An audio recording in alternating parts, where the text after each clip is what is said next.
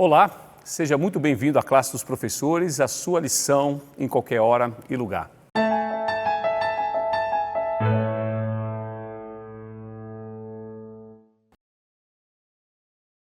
Muito bom, mais uma vez, que maravilha estarmos aqui para recapitularmos uma lição importante desse livro extraordinário, livro de Gênesis, e nós falaremos sobre Jacó, o enganador. Mas antes de entrarmos na lição, você já sabe o que eu vou te pedir, né? Se você não é inscrito no nosso canal, se inscreve no nosso canal, ativa o sininho das notificações para que você receba todas as publicações nossas aí no seu aparelho, no seu celular, né, no seu e-mail. E você curte aí a nossa programação, se você acha relevante, curte e principalmente compartilha, porque nós sabemos que a volta de Cristo está diretamente relacionada com a expansão do Evangelho. Então, se você não está aguentando mais, está ansioso, está ansiosa pela volta de Cristo, compartilhe essa mensagem para cada vez mais pessoas, porque essa é a nossa parte, é a parte que nos compete para abreviarmos a volta de Cristo. E outro pedido importante é para você deixar aqui nos comentários aqui da lição, de onde você nos assiste, para a gente saber, de repente te mandar uma felicitação. E é isso que eu vou fazer agora. Eu vou mandar um abraço especial para duas pessoas que sempre nos acompanham e deixam aqui nos comentários. Uma é Helena Marques, que ela nos assiste da Igreja Adventista do Sétimo Dia, do bairro Santa Mônica, do distrito Jardim Silveira, Barueri, São Paulo. Eu vou mandar um abraço especial também para o Daniel Mendes Barbosa, que nos assiste lá do Recife, Pernambuco. Continue conosco, muito obrigado pela sua audiência. E gostaria também de apresentar agora as pessoas que aqui estão. Acredito que vocês já conhecem, né? Vocês já são de casa, já estão conosco há bastante tempo. Mas nós temos aqui a Marlice, que é membro da Igreja Adventista do Sétimo Dia aqui do Lago Sul. Nós temos a Geni também, que frequenta a nossa Igreja Adventista do Lago Sul. E nós temos o pastor Hugo, que é pastor lá do distrito de Poços, Goiás, que também está sempre aqui conosco. E antes de agora entrarmos no solo santo, eu vou pedir para que a Marlice possa fazer uma oração para nós, por favor. Oremos. Querido Deus, obrigada, Senhor, pela oportunidade que temos de juntos aqui podermos discutir sobre essa lição tão importante para a nossa vida. Que o Senhor abra os nossos corações, que o Senhor abra o nosso entendimento e também dos nossos amigos e amigas que estão nos assistindo, para que possamos juntos, Senhor, compartilhar essa lição e que as pessoas, ao ouvirem, elas possam ser tocadas. Amém. E principalmente nós, Senhor, que possamos ser usados por Ti. Amém. Para transmitir tudo aquilo que o Senhor quer falar. Nós te pedimos e agradecemos por essa honra, Senhor. Em nome de Jesus. Amém. Amém. Amém. Amém. Na lição 9 traz aqui o título Jacó, o enganador. E o verso para memorizar está em Gênesis 27:36, que diz: Esaú disse, não é com razão que ele se chama Jacó? Pois já 2 vezes me enganou, tirou-me o direito à primogenitura e agora tomou a bênção que era minha. E perguntou, então o Senhor não reservou nenhuma bênção para mim? Eu não sei vocês, mas acredito que sim, nesse mundo de pecado que nós estamos vivendo. Mas esse ano eu tive uma grande lição. Eu me senti enganado. Recentemente nós descobrimos, eu tenho uma empresa, né?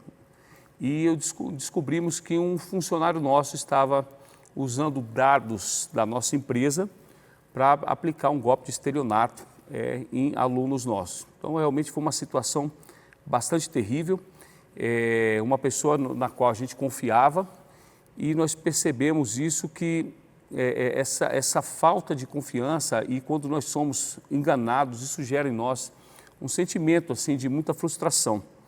Isso mais ou menos isso que Jacó fez por um período, né, que foi o enganador. Mas nós vemos aqui que Jacó ele enganou não só uma vez, mas enganou 2 vezes. A primeira, como diz aqui o verso, tirou o direito de primogenitura e depois tomou a bênção que era do irmão. Isso é bastante triste.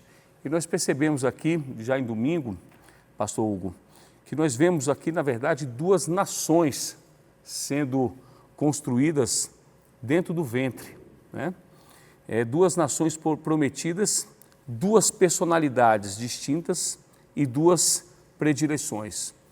O pai claramente optava por um e a mãe também claramente por outro. Então nós percebemos que aqui há uma disfunção familiar. Como a lição traz esses problemas, né?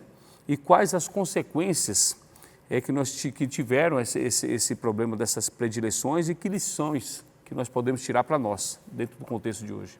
Certo, Ricardo. Amigos, como o Ricardo falou, claramente nós conseguimos ver já uma disfunção dentro do lar, né, de Isaac. Apesar dele ter a função de ser o sacerdote, e o sacerdote deve tratar todos de maneira igual, ele tinha a sua preferência, vamos dizer assim, por Esaú, o mais velho. E pesava sobre a responsabilidade de Isaac ensinar, passar tudo o que foi ensinado seu pai a Esaú.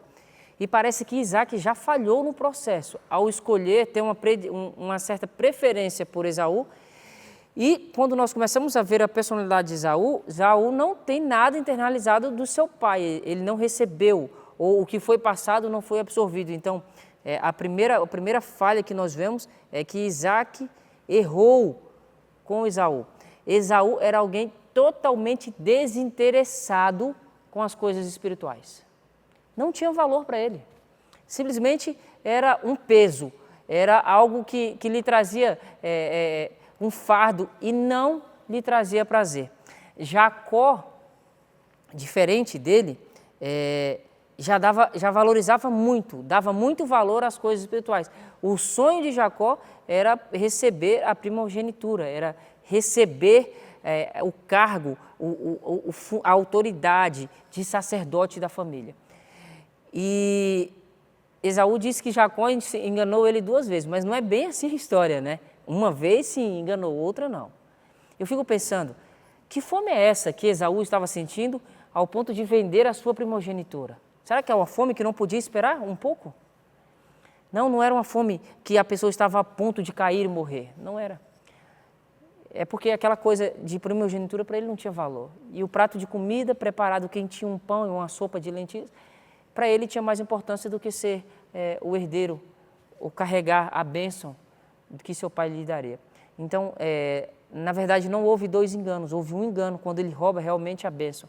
Mas a primogenitura ele vendeu, porque ele não considerava importante aquilo. A lição que nós tiramos para os dias de hoje, Ricardo, e eu quero destacar aqui a parte bíblica, é que Esaú, alguém preocupado, alguém ocupado com as coisas, com os afazeres, com as coisas do dia a dia, onde a parte espiritual tinha pouca ou nenhuma importância para ele. Do outro lado, nós temos Jacó, alguém muito preocupado com as coisas espirituais, querendo participativo, querendo receber, querendo dar, querendo participar, mas da forma errada, agindo de maneira errada. Então, nós não podemos ser como Esaú, que não valorizamos em nada as coisas espirituais, mas também não podemos ser igual Jacó, que valorizamos muito as coisas espirituais, mas queremos fazer as coisas do nosso jeito e não da forma que Deus pede.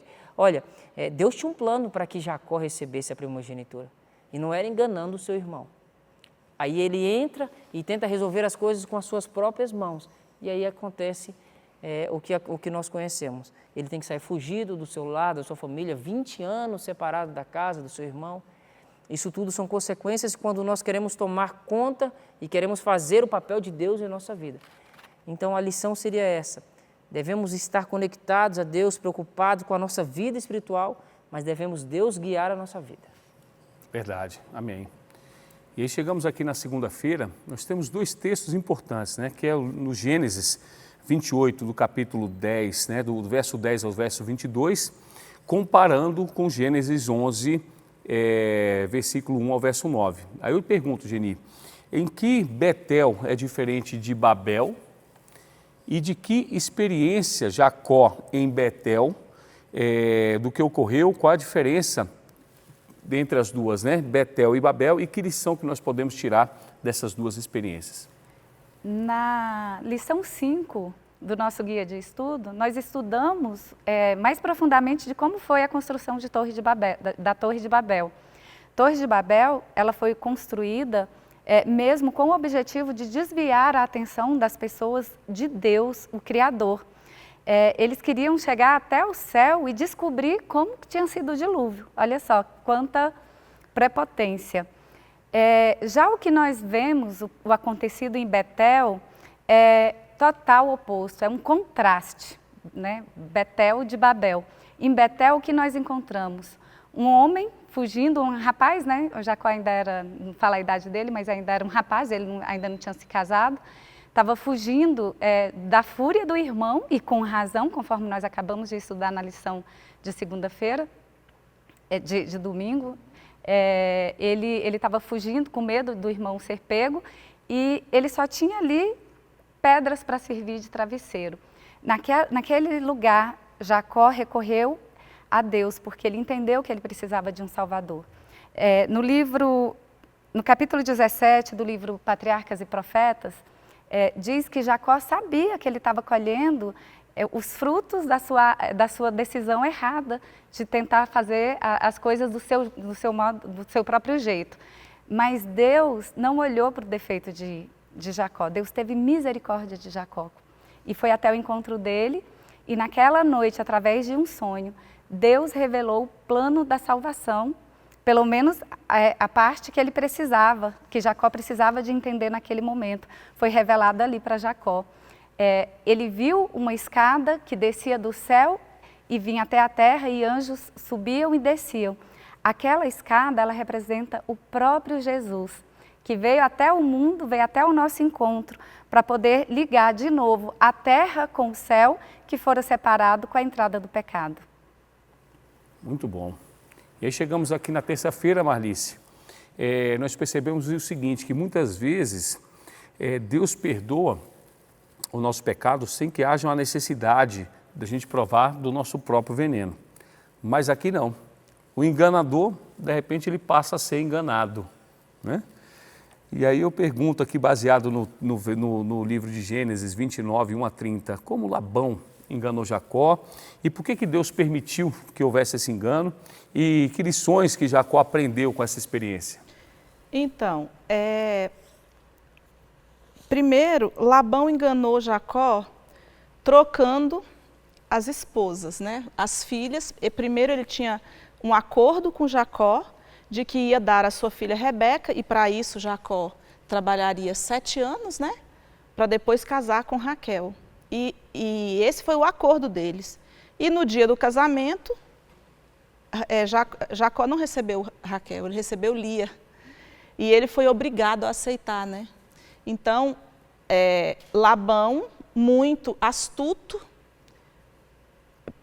quis ainda mais 7 anos. Bom, se você trabalhar mais 7 anos, te dou Raquel agora. Enfim, ele não precisou trabalhar os 7 para receber Raquel, né? Ele recebeu uma semana depois, mas precisou trabalhar os 7 ainda assim. Esse foi o engano que Labão cometeu com Jacó. A segunda pergunta que você fez aí é: por que Deus permitiu? Eu acho que Deus permitiu, Ricardo, porque ele achava que Jacó ainda precisava aprender algumas coisas, né? Assim como às vezes acontece conosco, Deus permite algumas coisas na nossa vida e a gente fica pensando, Senhor, mas por quê? Né? Se a gente for pensar, Jacó passou por um momento assim muito difícil, que foi a ida dele embora, quando ele foi embora, né? Sozinho, para um lugar que ele não conhecia, não sabia o que estava pela frente. Se você for pensar, ele teve um encontro com Deus, mas ainda assim, depois desse encontro com Deus, Deus ainda permitiu que ele passasse por esse momento de que Labão o enganou. E Deus permitiu ainda que Jacó sofresse exatamente aquilo que ele fez, porque no episódio em que ele enganou seu pai, a Rebeca, né, que era sua mãe, ela convenceu Jacó a enganar seu pai e o seu irmão. E ali agora, Labão com certeza convenceu também Lia, porque precisava da ajuda dela, convenceu Lia a enganar Jacó. Então Jacó estava se colocando ali agora no lugar de Isaac, né? Ele sentiu exatamente o que Isaac sentiu quando ele foi enganado. E agora, o que eu acho interessante é que lá no verso 29, capítulo 29, 25 de Gênesis, ainda fala assim, ó, mesmo Jacó tendo enganado Isaac e Esaú, quando ele foi enganado, ele ainda assim se surpreendeu. Olha aqui, 29, 25, ele diz assim, ó. Ao amanhecer, viu que era Lia. Por isso disse Jacó a Labão, que é isso que me fizeste? Não te servi eu por amor a Raquel? Por que, pois, me enganaste? Então, mesmo assim, ele ainda ficou surpreso, né? Talvez na hora ele não atentou que aquilo ali estava sendo exatamente uma cena reproduzida para que ele aprendesse algumas lições. Verdade, interessante esse pensamento. E chegamos aqui na quarta-feira, pastor Hugo, nós percebemos que aqui é o centro, eu vi assim como se fosse o centro da história de Jacó, que é justamente o nascimento de seus filhos. E aí eu te pergunto, qual o sentido a lição traz para esses acontecimentos? Então, Marlice acabou de falar, Ricardo, que Jacó sentiu na pele o que ele havia feito com seu irmão, né? E agora, nesse momento do nascimento dos filhos, ele já tinha carregado esse fardo de 7 anos, né? Casado com uma mulher que não havia sido a que ele escolheu, a que havia sido prometido para ele, ou seja, ele já tinha convivido com o engano por 7 anos. E agora começam então os nascimentos dos seus filhos. E o engraçado, o autor da lição, do guia de estudo, o professor Jacques Ducan, ele se pega muito aos nomes, né, dos filhos ali e a tradução de cada um deles. Mas eu queria ressaltar um outro ponto.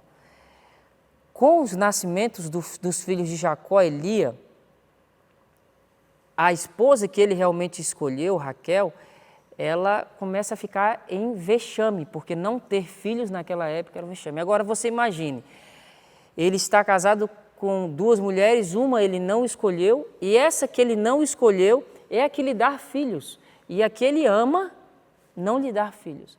Parece que Deus está querendo ensinar uma outra coisa para Jacó, né? Olha, Jacó, apesar de toda essa bagunça que vocês fizeram, eu vou consertar as coisas. Deus está dando a oportunidade de Lia gerar uma boa parte dos filhos de Jacó, que vai ser as tribos de Israel, né? Porque Jacó, depois que tem aquele encontro, que ele briga com o próprio Deus, ele muda para Israel, e os descendentes de Israel são as 12 tribos de Israel. E essas 12 tribos de Israel, agora elas fazem boa parte, são os filhos de Lia e somente 2 filhos de Raquel. O que nós podemos aprender com a história de Jacó e do nascimento dos seus filhos é que Deus viu tudo o que aconteceu. Deus ouviu tudo que foi dito nas conversas, nos conchavos, nos acertos para que engane esse, engane aquele outro. E Deus tira o proveito da situação ruim, Deus tira a bênção. Ele consegue abençoar a família mesmo toda essa bagunça que eles fizeram. Então, e tem que ver com os nomes, né? Tem que ver com o nome de Simeão, com o nome de Rubem e com o nome de José. E eu acho que a gente pode tirar essa lição para a gente também. Deus vê tudo, Ele escuta tudo que a gente fala, e apesar da bagunça que nós fazemos, Ele ainda consegue, com o poder dEle que nós não conhecemos, nos abençoar. Muito bom. E aqui na quinta-feira agora, então, nós percebemos que Jacó partiu, né? E aí, Geni, aqui nós temos realmente a partida, né, de Jacó, após anos servindo o sogro e justamente também contribuindo para o enriquecimento do mesmo. E aí eu te pergunto, por que Jacó, de repente, decidiu partir e quais os argumentos que ele usou a Labão e qual foi a resposta, né, de Labão para Jacó? Jacó tomou essa decisão de voltar para casa quando o filho dele com Raquel, a esposa amada, nasceu. Então, no capítulo 30 de Gênesis, ele chama Labão, né, e faz toda uma declaração do que foram aqueles 14 anos. E a gente percebe muitas qualidades em Jacó, né? Primeiro, um homem extremamente trabalhador, dedicado naquilo que ele se propunha a fazer, sem interesse, ele era totalmente desprovido de interesse financeiro, até quando a gente lê no começo da história, quando ele chega na casa de Labão, Labão é que chama José, depois de um mês que ele estava lá trabalhando, o texto dá a entender, Labão fala, não é justo que você fique trabalhando aqui sem que eu te pague. Então a gente percebe que Jacó ele é desinteressado, né? Até pela forma como ele saiu de casa. Ele poderia de repente ter feito levado algum rebanho, alguma coisa, mas ele foi sozinho. Então Jacó ele era desprendido.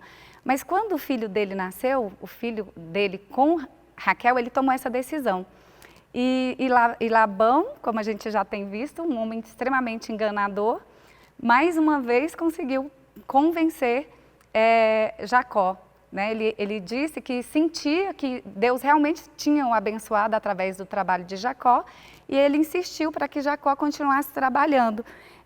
No capítulo 30, no versículo 35, diz que naquele mesmo dia, logo depois de fazer o acordo com Jacó, Labão chama os seus filhos e já começa um monte de trapaças que a gente vê no decorrer da história. Mas quanto mais Labão trapaceava, mais Deus abençoava Jacó. E o versículo 43 do capítulo 30 diz que Jacó se tornou extremamente rico. Então, ele foi trabalhando, ficando rico, até que ele percebeu a inveja dos filhos de Labão. Os filhos de Labão começaram a maldizer Jacó pela vizinhança, falando que Jacó tinha ficado rico à custa dos pais, do pai dele. E então Jacó começou a ter medo. Talvez Jacó teria até abandonado aquele parente enganoso dele, trapaceiro, antes, se não fosse o medo dele voltar a ter o reencontro, tão temido reencontro com Esaú. Mas ele foi ficando, foi deixando até que não teve mais jeito. Ele se viu acuado, porque ele estava realmente temeroso do que os filhos de Labão poderiam fazer. E com o passar do tempo, o próprio Labão já não demonstrava mais a amizade que demonstrava ter por ele antes. Então, diante dessa situação, Jacó, numa noite de angústia, acredito que tenha clamado ao Senhor, e o Espírito de Profecia nos diz isso, que ele clamou ao Senhor, e mais uma vez Deus vem ao encontro de Jacó e fala com ele, pode voltar, e deu a promessa, eu estarei contigo. E agora a gente vê essa diferença no Jacó. Ele primeiro ouviu a promessa de Deus e falou, pode ir, teve a confirmação. E então ele partiu, escondido de Labão, aproveitou a ocasião, mas partiu. Importância do relacionamento íntimo com Deus, né? Eu particularmente tenho tido algumas experiências interessantes e eu sempre, no início da minha jornada cristã, eu perguntava para as pessoas, mas você escuta realmente a voz do Espírito Santo? E aí o tempo vai passando e às vezes me acordo 3 e pouco e a gente percebe nitidamente a voz do Espírito falando à nossa mente, e isso é maravilhoso perceber esse relacionamento e como Deus vem falando conosco de fato. E aí, Marlice, na sexta-feira eu queria que você fizesse aí as considerações finais dessa lição, tá? Eu gostaria de ler aqui o que tem na própria lição, que tem muito a ver com o que a Geni falou sobre a escada de Jacó. Que aqui diz assim, ó, é um texto do comentário bíblico adventista, diz assim, ó, Jacó havia pensado em obter o direito aos privilégios da primogenitura por meio do engano, mas se viu desapontado. Ou seja, ele não precisava daquilo ali porque já tinha sido prometido para ele a primogenitura. Mas mesmo assim, ele quis entrar nesse engano aí. Achou que tivesse perdido tudo. Sua ligação com Deus, seu lar, tudo. Realmente ele perdeu, né? Se a gente for analisar, nós humanos analisando, ele perdeu tudo. E ali estava ele, um fugitivo frustrado. Mas o que Deus fez? Aqui que eu achei muito interessante, que olhou para ele em sua condição sem esperança, viu-lhe o desapontamento e entendeu que ali havia potencial, que ainda poderia render glória a Deus. Então, como que Deus podia olhar para uma pessoa como Jacó, que acabou de enganar seu pai, seu irmão, enfim. Naquela situação ali, mesmo assim, Deus não viu Jacó como um enganador. Ele viu Jacó com um potencial que ainda poderia render glórias a Deus. E então, logo viu aquela condição, apresentou em visão a escada, que a Geni falou. Representa a escada que representa Jesus Cristo. Jacó ali, ele se sentia perdido, sem Deus, inclusive, né? Porque ele tinha cometido um engano, tinha cometido ali um engano, né, terrível, e aí ele estava se sentindo sozinho, mas Deus tão maravilhoso que Deus apresentou para ele Jesus naquela noite. E ali sozinho, num lugar onde ele talvez não tivesse muita esperança, né, não sabia o que podia vir pela frente, e Deus fala com Jacó por meio do sonho e dá a ele a visão da escada, que significa o próprio Jesus, dizendo para ele, olha, esse abismo que você está sentindo, né, comigo, que nós estamos longe um do outro, está aqui a escada para ligar esse buraco, né, que o pecado causou, que é Jesus Cristo. E agora você pode estar mais perto de mim. E Deus fala isso conosco também.